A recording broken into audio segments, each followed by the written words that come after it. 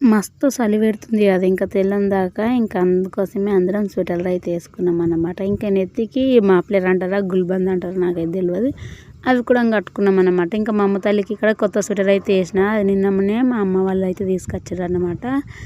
ఇంక ఇక్కడ మేము నైట్కి ఉల్లెంగడ్డల కూర అయితే వండుకున్నాం అనమాట. ఇది కూర లెక్క వండుకుంటే మంచిగా ఉంటుందా లేకపోతే ఫ్రై చేసుకొని తింటే మంచిగా ఉంటుందా అనేది కింద ఖచ్చితంగా కామెంట్ సెక్షన్లో కామెంట్ చేసి చెప్పండి. మేమైతే ఎప్పుడైనా సరే ఇట్లనే కూర లెక్కనైతే వండుకుంటాం అన్నమాట.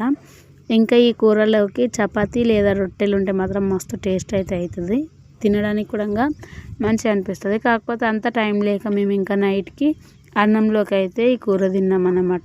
ఇంకా అప్పుడప్పుడు ఇట్లాంటి కూరలు కూడా తినాలన్నమాట, హెల్త్ కూడా మంచిగా ఉంటుంది. మేమైతే ఈ మధ్యనే వండుకోవడం చాలా తక్కువ చేసేసినాము, ఇంతకు ముందు ఎప్పుడన్నా ఒకసారి వండుకునే వాళ్ళము.